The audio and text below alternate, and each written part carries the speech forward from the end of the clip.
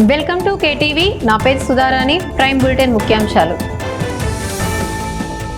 మాజీ మంత్రి సిదిరి అప్పలరాజును పరామర్శించిన వైఎస్ఆర్సీపీ అధినేత. సోలార్ విండ్ పవర్ ప్రాజెక్టుల శంకుస్థాపనలో మంత్రి నారా లోకేష్. ఒంటిమిట్టకు మరో వైభవం. టీటీడీ సంచలన నిర్ణయం.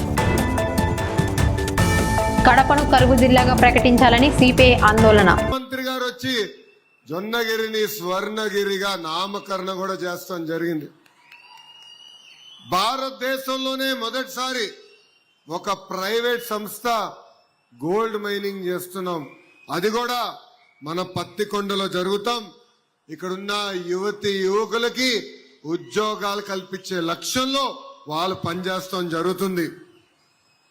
ఉమ్మడి కర్నూలు జిల్లా అంటే నాకు ప్రేమ. ఇక్కడ మీ అందరు తెలుసు, 45 రోజులు నేను ఉమ్మడి జిల్లా కర్నూలు జిల్లాలో పాదయాత్ర చేశా. అన్ని నియోజకవర్గాలకు వెళ్ళా.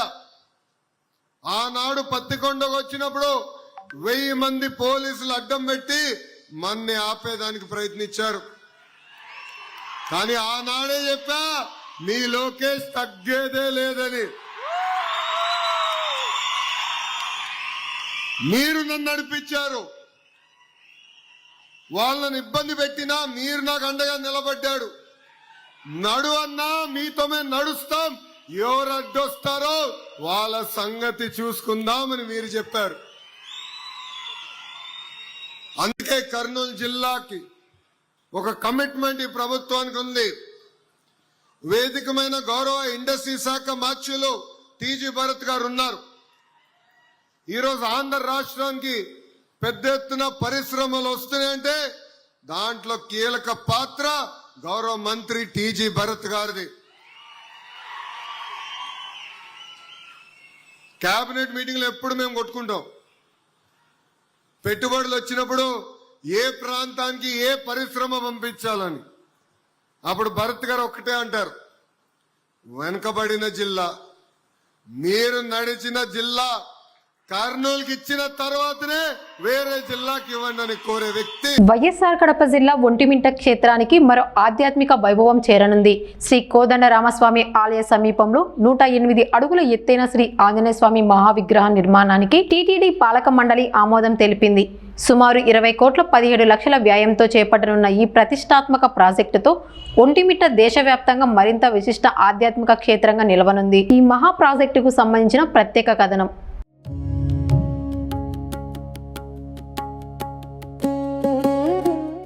రామభక్త హనుమంతుడి మహిమను ప్రతిబింబించేలా వైఎస్ఆర్ కడప జిల్లా ఒంటిమిట్టలో 108 అడుగుల ఎత్తైన శ్రీ ఆంజనేయ స్వామి మహా విగ్రహం ఏర్పాటు కానుంది.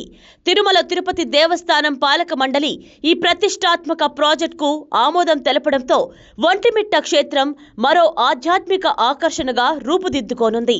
సుమారు 20.17 కోట్ల అంచనా వ్యయంతో చేపట్టనున్న ఈ మహా విగ్రహ నిర్మాణం శ్రీ కోదండ రామస్వామి ఆలయ మహత్యాన్ని మరింత పెంచనుంది. రామాయణంతో విడదీయరాని అనుబంధం కలిగిన ఆంజనేయ స్వామి విగ్రహాన్ని ఆలయ పరిసరాల్లో నిర్మించాలన్న ప్రతిపాదనకు టీటీడీ పాలక మండలి గ్రీన్ సిగ్నల్ ఇవ్వడం విశేషం. ఒంటిమిట్టలో ప్రతి ఏడాది జరిగే శ్రీరామ నవమి బ్రహ్మోత్సవాలు, రాష్ట్ర ప్రభుత్వం తరఫున జరిగే సీతారాముల కళ్యాణం ఇప్పటికే దేశవ్యాప్తంగా భక్తులను ఆకర్షిస్తున్నాయి. ఇప్పుడు 108 అడుగుల ఆంజనేయ స్వామి మహా విగ్రహం నిర్మాణంతో ఈ క్షేత్రానికి మరింత ఆధ్యాత్మిక శోభ చేకూరనుంది. భక్తులకు ఇది ప్రత్యేక దర్శనీయ ప్రదేశంగా మారే అవకాశం ఉంది. ఈ ప్రాజెక్టు పూర్తయిన తర్వాత ఒంటిమిట్ట రాష్ట్రంలోనే ప్రముఖ ఆధ్యాత్మిక పర్యాటక కేంద్రాల్లో మరింత ప్రాధాన్యం సంతరించుకోనుంది.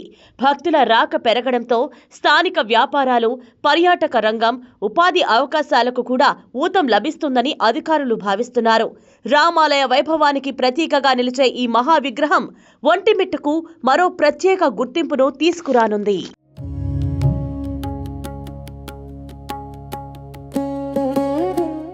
ఎల్లినో ప్రభావంతో తీవ్ర వర్షాభావం నెలకొన్న వైఎస్ఆర్ కడప జిల్లాను వెంటనే కరువు జిల్లాగా ప్రకటించాలని, లేకపోతే ప్రత్యక్ష ఉద్యమ కార్యాచరణ చేపడతామని సిపిఐ కడప జిల్లా కార్యదర్శి గాలిచంద్ర హెచ్చరించారు. పాలంపల్లి, రచనాయనపల్లి గ్రామాల్లో కరువు పరిస్థితులను పరిశీలించిన ఆయన శ్రీశైలం కనీసం నీటి మట్టం 854 అడుగులు అమలు చేయాలని డిమాండ్ చేశారు. రాయలసీమ ఎత్తిపోతల పథకాన్ని రాజకీయాలకు బలి చేయొద్దని, పెండింగ్ సాగునీటి ప్రాజెక్టులను పూర్తి చేయాలని కోరారు. ఖరీఫ్లో నష్టపోయిన రైతులకు రబీ సీజన్కు 90% రాయితీతో విత్తనాలు, ఎరువులు అందించి రుణాలను రీషెడ్యూల్ చేయాలని ప్రభుత్వాన్ని డిమాండ్ చేశారు.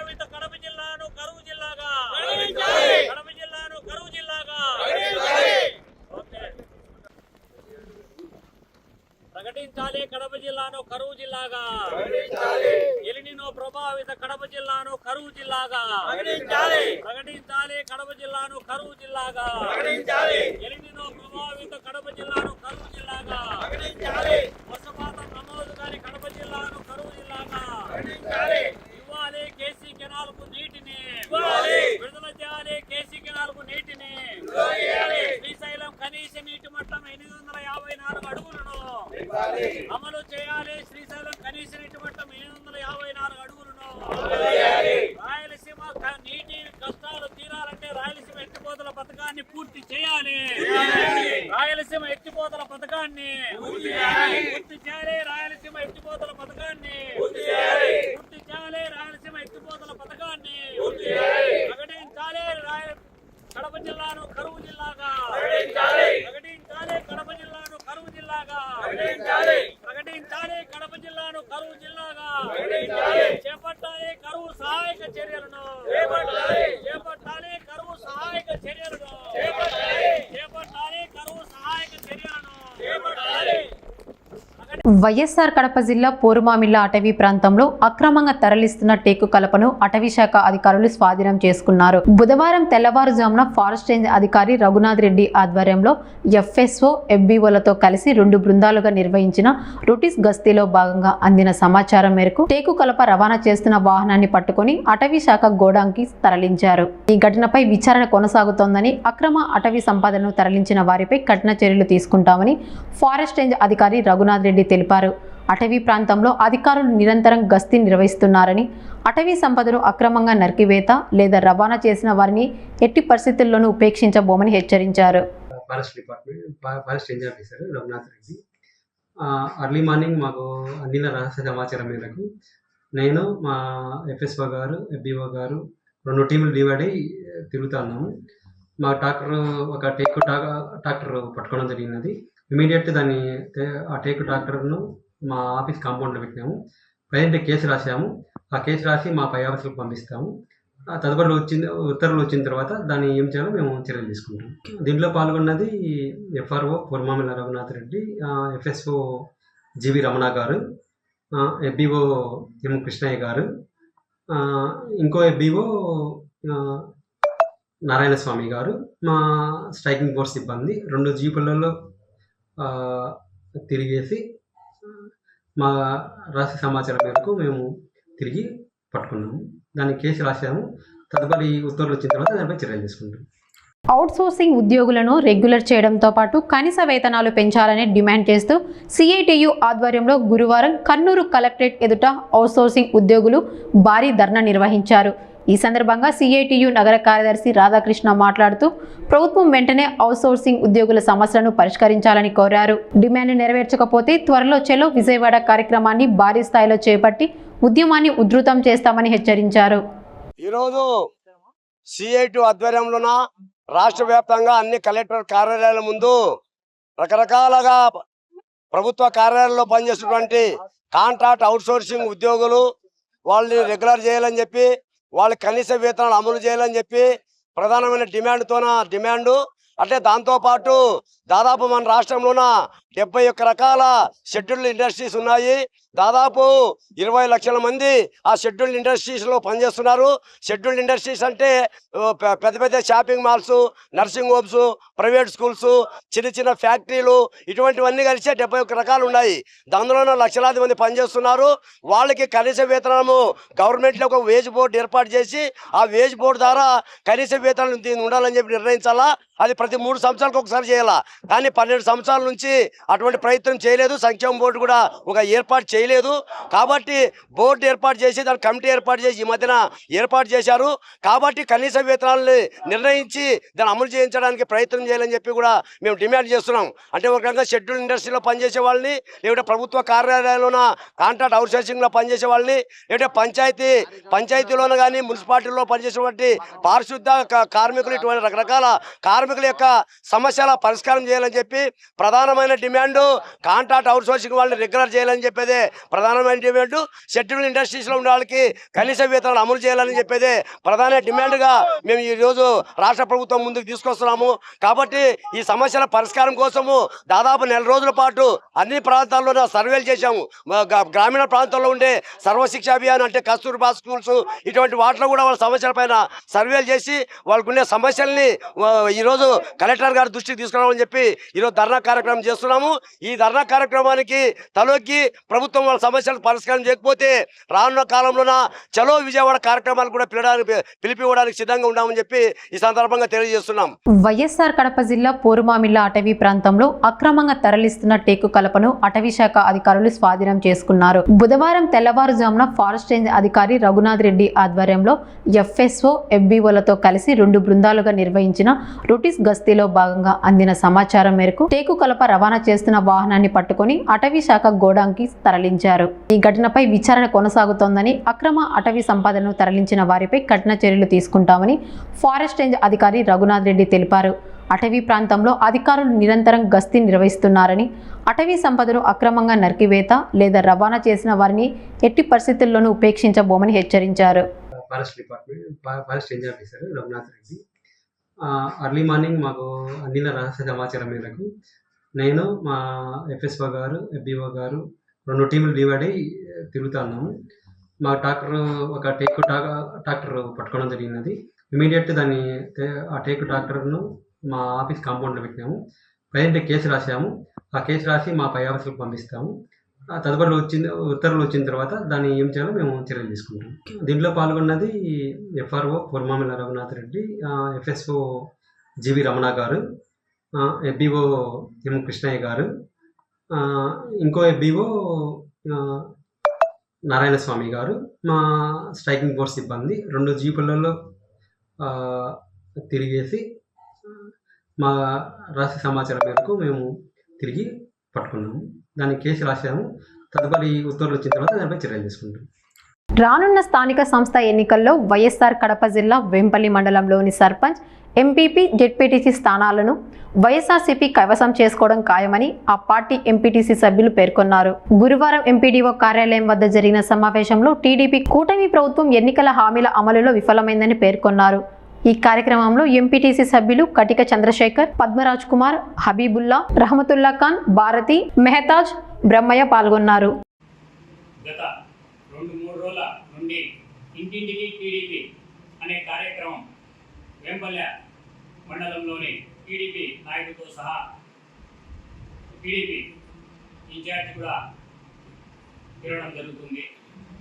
ప్రతి ఇంటికి వెళ్ళి మీకు పథకాలు అందినాయా అని చెప్తున్నారు.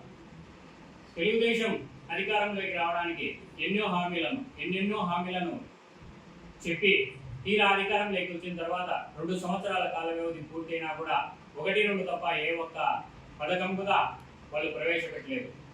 అయినప్పటికీ వాళ్ళు ప్రజల దగ్గరికి ఎట్లా వెళ్తున్నారో మాకు అర్థం కావడం లేదు. పెన్షన్ వస్తుందా అని పోయి అడుగుతున్నారు. పెన్షన్ ఇప్పటి నుంచి కాదు, ఎప్పటి నుంచో వస్తుంది. గతంలో వైఎస్ జగన్మోహన్ రెడ్డి గారి నాయకత్వంలో అర్హులైన ప్రతి ఒక్కరికి పెన్షన్ వచ్చేది, మిగతా పథకాలు వచ్చేవి. ఈరోజు 2 సంవత్సరాలు పూర్తి అయింది. గత జూన్ 12వ తేదీ మీకు అనుమతి ఇస్తాం, మీరు సచివాలయంలోకి వెళ్ళి కొత్తగా పెన్షన్ ఎక్కించుకోండి అని చెప్పారు. 2 నెలలు పూర్తి అయింది, ఇప్పటి వరకు కూడా అది ఎక్కించుకునే దానికి అనుమతి అది ఎక్కడ కనిపించడం లేదు. దాన్ని ఎట్లా మీరు ప్రజలకు సమాధానం చెప్తారో, ఇంకా ప్రజలకు చాలా పథకాలు మీరు చెప్పడం జరిగింది, అవన్నీ కూడా నెరవేర్చకుండా మీరు ప్రజల దగ్గరికి ఎలా వెళ్తున్నారో మీకే అర్థమవుతుందో లేదో తెలియదు. గతంలో అదే మేము వైఎస్ఆర్ కాంగ్రెస్ పార్టీ అధికారంలో ఉన్నప్పుడు, జగన్మోహన్ రెడ్డి గారు ముఖ్యమంత్రిగా ఉన్నప్పుడు ప్రతి ఇంటికి మేము వెళ్ళి మీకు ఎన్ని పథకాలు అయితే ఆయన నవరత్నాలు అనే పథకాలే కాకుండా ఇంకా అనేక పథకాలను కూడా ప్రవేశపెట్టాడు. వెళ్ళి ప్రతి ఒక్కరికి కూడా అడిగాం, వాళ్ళు అన్ని పథకాలు కూడా మాకు వచ్చాయని చెప్పారు. ఆ రోజు మాకు చాలా గర్వంగా మేము ధైర్యంగా వెళ్ళాం. ఈరోజు మీకు ఆ రకంగా వెళ్తున్నారా? అంతేకాదు, స్థానిక సంస్థల ఎన్నికల్లో 1 నెల ఉన్నాయి, మేము వేంపల్లె గ్రామ పంచాయతీ కైవసం చేసుకుంటాం అని మీరు చెప్తున్నారు.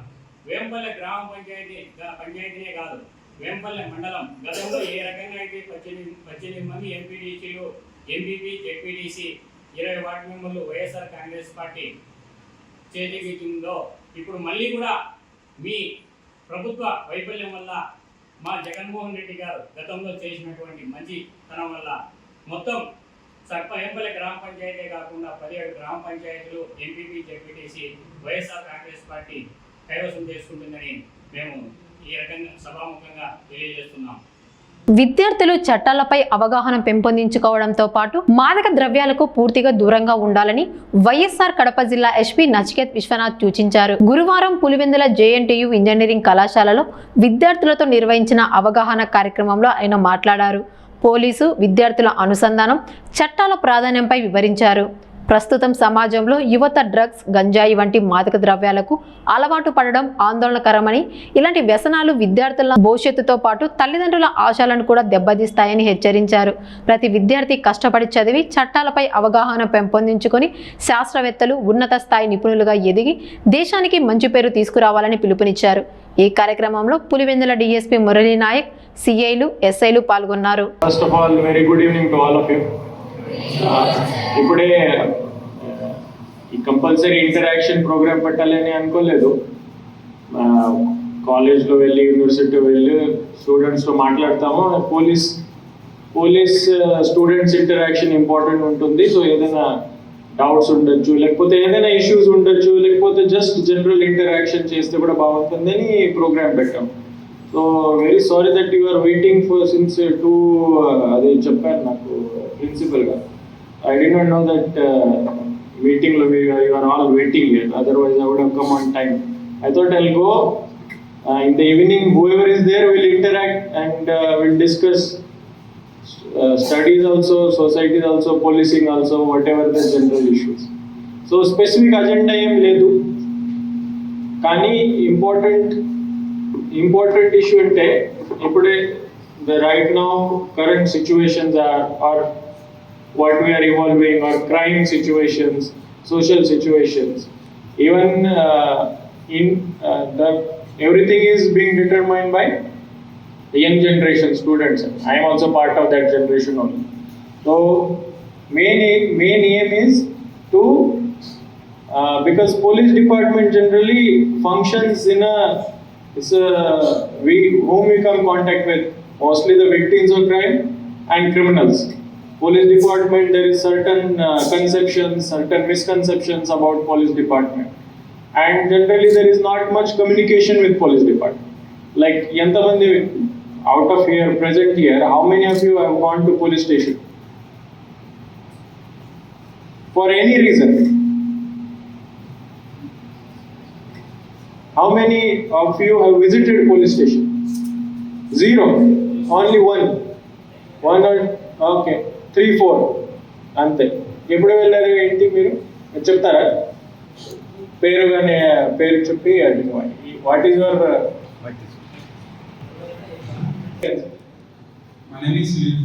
సుజిత్? మా ఇంట్లో ఒకసారి మా ఇంట్లో గొడవ అయినప్పుడు మా పెద్దనాన్న మా నాన్న మీద చంపబోతుంటే మా ఫేస్బుక్ చేయబెట్టి, ఆ సిచ్యువేషన్ లో మా నాన్న కోసం నేను కూడా అంటే సాక్షిగా వెళ్ళాను సార్. నేను చాలా చిన్నపిల్లడుగా ఉన్నప్పుడు నాకు బాగా గుర్తుంది. ఫస్ట్ పోలీస్ డిపార్ట్మెంట్ వాళ్ళు ఏం చెప్పారంటే హాస్పిటల్కి, అంటే మా అమ్మ చేయి బ్రేక్ అయింది. హాస్పిటల్కి వెళ్ళి ట్రీట్మెంట్ అయిపోయిన తర్వాత వచ్చి అంటే కేసు పెట్టమని చెప్పారు సార్. ఆ టైంలో నేను వెళ్ళాను సార్. చాలా టైం అయింది. How many years? Sir I think 7 years sir. It's been 7 years. అలాగే మీరు? సార్ ఒక 1.5 years బ్యాక్ మా మామ చనిపోయారు. సో మా మామ చనిపోయిన విషయం వల్ల మా ఫ్యామిలీలో మా పైన కేసు పెట్టారు. సో మా అమ్మ పైన చాలా మంది అటాక్స్ అయిపోతుంది కదా, నేను సో వాళ్ళ పైన తప్పుడుగా కేసు పెట్టారు. ఆ కేసులో విన్నవాడ కూడా జరిగింది వల్ల. ఆ విషయంలో పోలీసు వాళ్ళు హెల్ప్ చేశారు, అప్పుడే చేసేసారు. పోలీస్ డిపార్ట్మెంట్ తప్పు కేసు తీసేశారు. Very good. 150 to 100 students are there. 1 or 2 have interacted with police department. So the main aim of my visit or interaction is you should know more about police department, and police generally should know about what is going on in our universities, our schools, colleges, so it is a interaction, and I would request you to interact if there are issue. Generally everybody comes and gives lectures. You receive lectures every day. Lecture is follow laws, follow rules, don't do drugs, don't do alcohol, be alert about women safety, then follow traffic rules. Mostly otherwise inta special em ledu.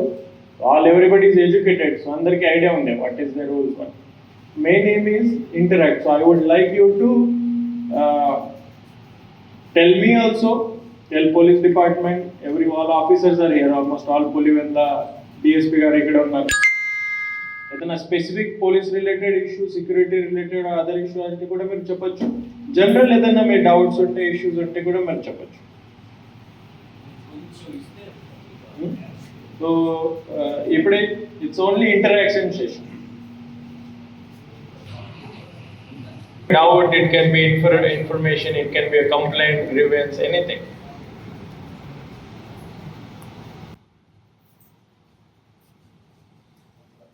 అందరూ Telugu plus English comfortable ఉన్నారు కదా అందరూ?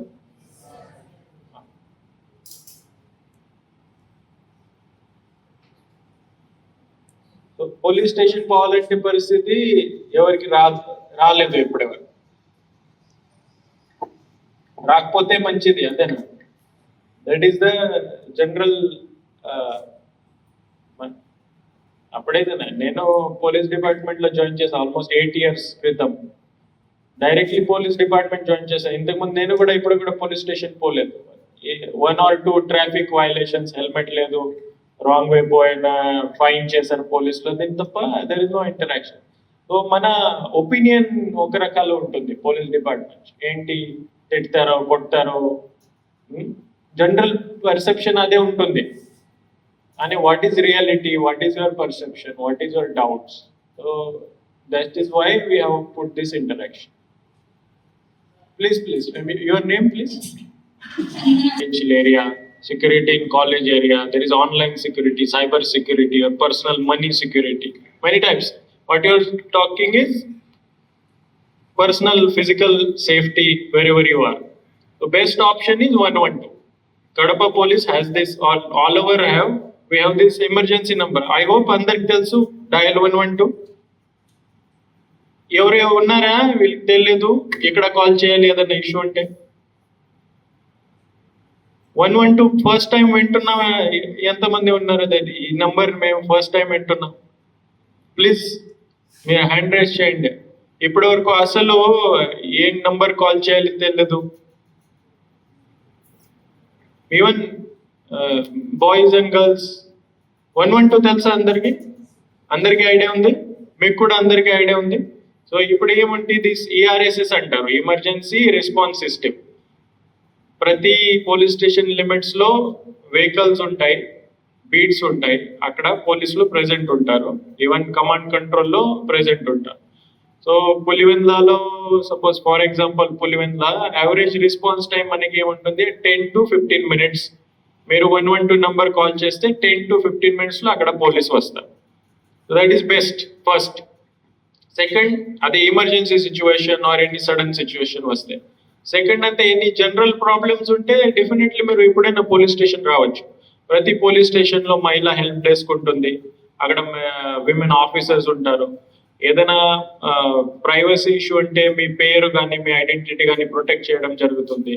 మీకు police station రావాలి problem అంటే మీరు call చేసి చెప్తే ఉమెన్ పోలీస్ ఆఫీసర్ మీ ఇంటికి వచ్చి ఏదైనా ఫర్దర్ ఇన్వెస్టిగేషన్ ఆర్ ప్రాబ్లమ్స్ ఉంటే అక్కడ కూడా అది ఆప్షన్ కూడా అవైలబుల్ ఉంది. ఆఫీసర్స్ మీ దగ్గర వచ్చి కూడా చేయొచ్చు, సమస్య పరిష్కారం చేస్తారు. So 112 best. ఏదైనా ప్రాబ్లం అంటే ఖచ్చితంగా కాల్ చేయాలి. అన్ని కాల్స్ రికార్డ్ అవుతాయి.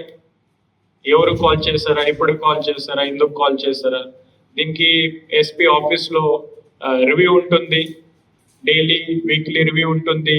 మన పోలీస్ డిపార్ట్మెంట్ పోలీస్ అక్కడ రెస్పాన్స్ చేశారా లేదా, సమస్య సాల్వ్ అయింది లేదా, వీళ్ళకి మీతో మాట్లాడేసిన తర్వాత ఈ ట్యాబ్ ఉంటుంది అక్కడ ఎంట్రీ చేయాల్సింది వస్తుంది. దట్ ఎస్ పోలీస్ అక్కడ వచ్చారు, సమస్య విన్నారు, whatever possible solution they did, and they have to upload and it is reviewed. So it's a very good system. Few 1 or 2 problems and here and there we face, but all in all emergency response system is a very good system and it's working very well. At least I can say about Kadapa. మీరు call చేస్తే ఇప్పుడు ఏముంది inspector గారు ఉన్నారు, ఎంత time ఉంది మీదే average response time? 10 minutes, maximum 10 minutes in Pulivendla town. So whatever issues are, any issue undachu, you can call 112. I hope that answers your question. Engineering, which stream, which branch? Electronics. I am also electronics engineer. Okay. Nice to meet you. Nothing great about it, you also know.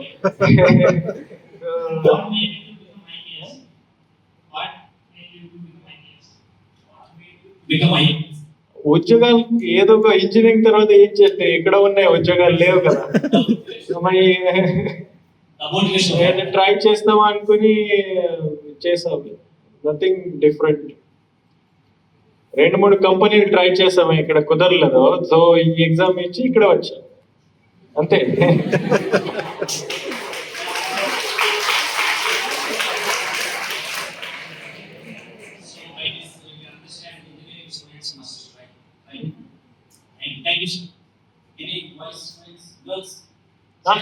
Basically, don't be afraid of approaching police.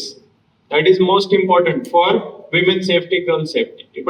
ఇప్పుడు ఎందుకులే మనకి ఆ attitude ఉంటుంది generally. So if you make your opinion before interacting with that system, then it's not correct. Generally ఏముంటుంది అంటే police department సంబంధించి some misconceptions ఉంటాయి. But ఎందుకు ఉంటాయి? You never personally interacted with police department. You don't know whether it is helpful, not helpful. So don't be afraid. Don't have that preconceptions in your mind. Especially women's safety, girls' safety is taken very seriously by police. So your experience with police will be definitely be different than your experience with police. Boys' experience కొంచెం different ఉంటుంది, girls different ఉంటుంది.